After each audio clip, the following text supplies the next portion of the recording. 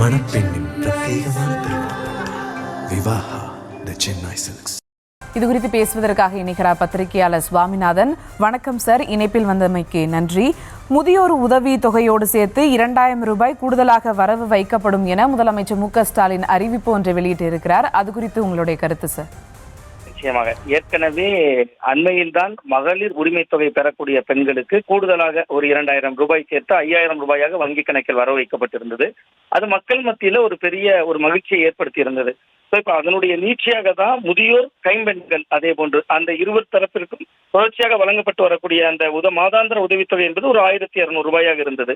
அதனோடு ஒரு 2000 ரூபாய் சேர்த்து இப்பொழுது 29,29,000 பேருக்கு வழங்கப்பட்டிருக்கிறது. அது கிட்டத்தட்ட ஒரு விளிம்பு நிலை மக்கள் அதனால் நல்ல ஒரு பலனை பெறுவார்கள். பட் ஆனால் இது ஒரு தேர்தல் நேரத்தில் மட்டுமே இப்படியான சிறப்பு நிதிகள் தொடர்ந்து விடுவிக்கப்பட்டு வருகிறது. இதற்குள் ஒரு அரசியலும் பிரதானமாக இருக்கிறது. ஒரு அரசியல் காரணம் இருந்தாலும் கூட இது விளிம்பு நிலை மக்களுக்கு உள்ளபடியே ரொம்ப பலனளிக்கக்கூடிய ஒரு விஷயமாகத்தான் இருக்கும். இன்னொரு பக்கம் பார்த்தீங்கன்னா மாற்றுத்திறனாளிகளுக்கும் இன்றைக்கு வழங்கப்பட்டிருக்கிறது. தமிழகத்தை பொறுத்தவரை மாற்றுத்திறனாளிகளுக்கு 2 வகையான நிதி உதவித்தொகை வழங்கப்பட்டு வருகிறது. ஒன்று கடும் பாதிக்கப்பட்டவர்கள், இன்னொன்று இயல்பாக ஓரளவு பாதிக்கப்பட்டவர்கள். கடுமையாக பாதிக்கப்பட்டவர்கள் மற்றவர்கள் துணையோடு இயங்கக்கூடியவர்கள். அவர்களுக்கு வழங்கக்கூடிய உதவித்தொகை என்பது நம்முடைய தமிழகத்தை பொறுத்தவரை மாதம் 2000 ரூபாய் என்பதாக இருக்கு. தமிழ்நாட்டில் சற்றேறக்குறைய ஒரு 2,58,000 பேர் அந்த உதவித்தொகையை பெற்று வருகிறார்கள். அவர்களுக்கு ஒரு 2000 ரூபாய் சேர்த்து வழங்கப்பட்டிருக்கிறது. அந்த வகையில அந்த வகையான கடும் மாற்றுத்திறனாளிகளுக்கு 4000 ரூபாயும், மாற்றுத்திறனாளிகளில் பாதிக்கப்பட்ட பிரிவினருக்கு 3500 ரூபாயும் இன்றைக்கு வழங்கப்படுகிறது. ஏற்கனவே மாற்றுத்திறனாளிகள் தமிழகத்துல தங்களோட ஓய்வூதியத்தை உயர்த்தணும்னு போராடிட்டு இருந்தாங்க. ரொம்ப குறிப்பா திமுகவோட தோழமை கட்சியாக இருக்கக்கூடிய மார்க்சிஸ்ட் கம்யூனிஸ்ட் கட்சியினுடைய மாற்றுத்திறனாளிகள் பிரிவினர் அந்த போராட்டத்தை முன்னெடுத்தாங்க.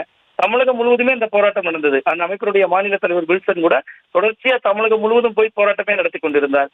அவர்களுடைய கோரிக்கை என்பது அண்டை மாநிலங்களோடு ஒப்பிட்டு, நீங்க பாண்டிச்சேரியை பாருங்க, ஒரு ஆந்திராவை பாருங்க, கர்நாடகாவை பாருங்க, அங்கோடு ஒப்பிடுகிற பொழுது தமிழகத்தில் கொடுக்கப்படக்கூடிய மாற்றுத்திறனாளிகளுக்கான உதவித்தொகை என்பது குறைவாக இருக்கிறது. மாதாந்திர உதவித்தொகையை கூட்ட வேண்டும் என்றுதான் போராடினாங்க. ஆனா இப்ப கூட்டப்பட்டிருப்பது சிறப்பு நிதி. இது ஒரு தேர்தல் நெருக்கமாக இருக்கிறது, தேர்தல் வர இருக்கிறது. சிறப்பு நிதி என்பது ஒரு முறை அறிவிக்கப்படக்கூடிய நிதி. இது முழுமையான அவர்களுடைய கோரிக்கை நிறைவேறிவிட்டது என்கிற பார்வை இதுல இல்ல.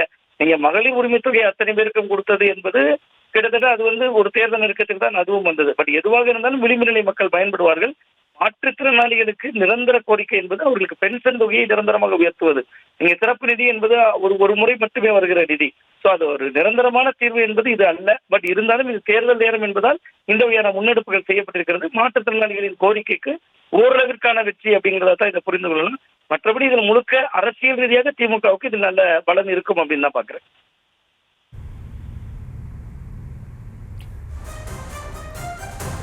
இணைப்பில் உங்களுடைய கருத்துக்களை பகிர்ந்து கொண்டமைக்கு நன்றி சார். மணப்பெண்ணின் பிரத்யேகமான திருமணம் விவாஹா தி சென்னை சில்க்ஸ்.